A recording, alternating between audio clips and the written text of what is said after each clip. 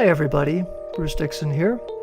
I hope you all know that there's an earlier audio and slideshow about the 6 principles of Holistic Psychology 2.0, and this is the next one, building on that.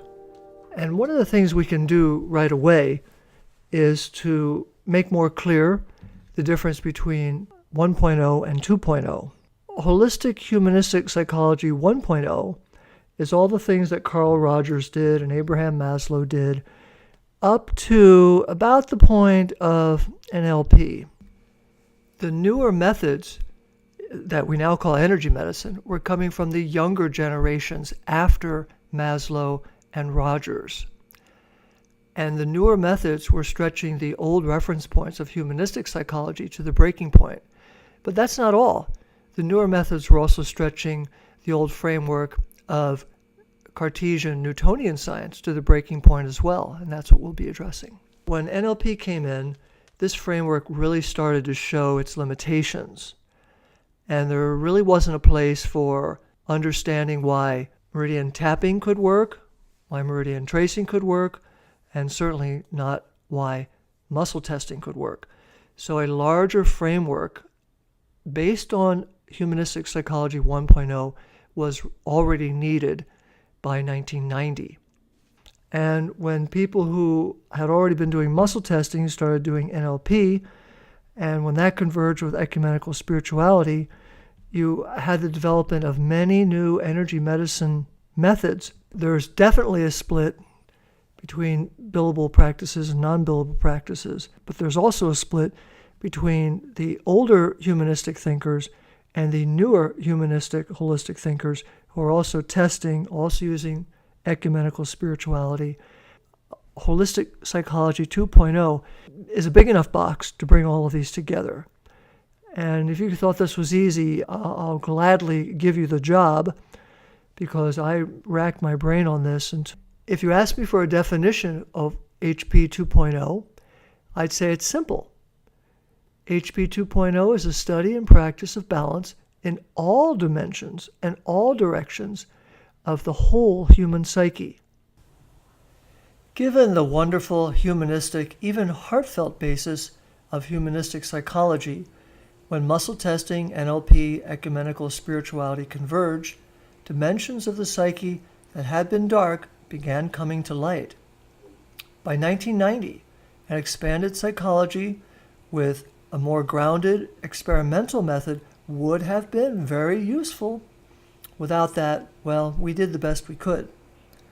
2.0 has to be big enough to encompass all this. The old humanistic psychology, much of that was good. Plus, NLP, much of that is standard now.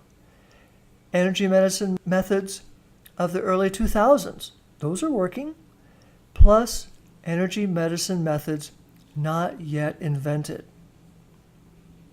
To keep all these parts in balance, the behavior and methods of practitioners going forward is likely to be different from talk therapy counselors.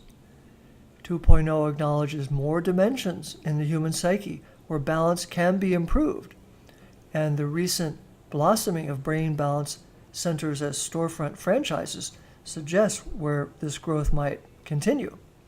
Since so much is now new, and since so much of what is new is also invisible, each client session can be viewed as an experiment, as a step forward not only for the client, but also for the practitioner's skill, insight, and intuition. Since so much work can be done now on invisible content, measuring and rechecking levels of concern becomes even more useful. 2.0 promotes balance in energy medicine. Like every other discipline, energy medicine is not immune to expressions that are too hot and too cold. Let's take too hot first.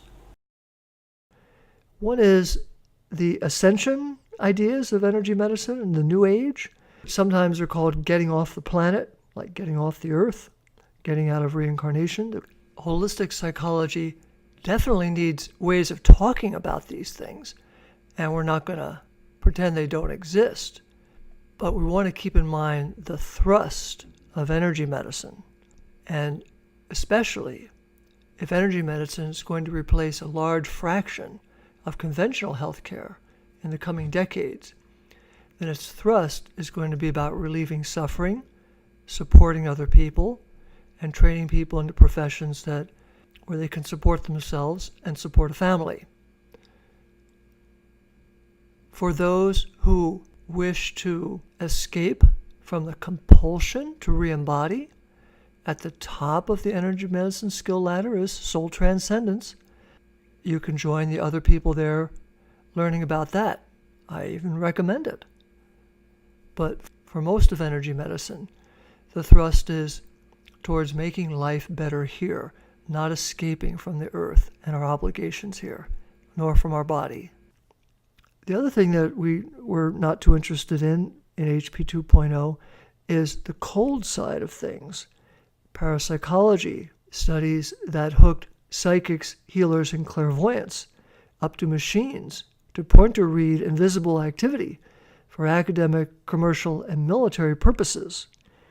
This is too cold thinking for energy medicine.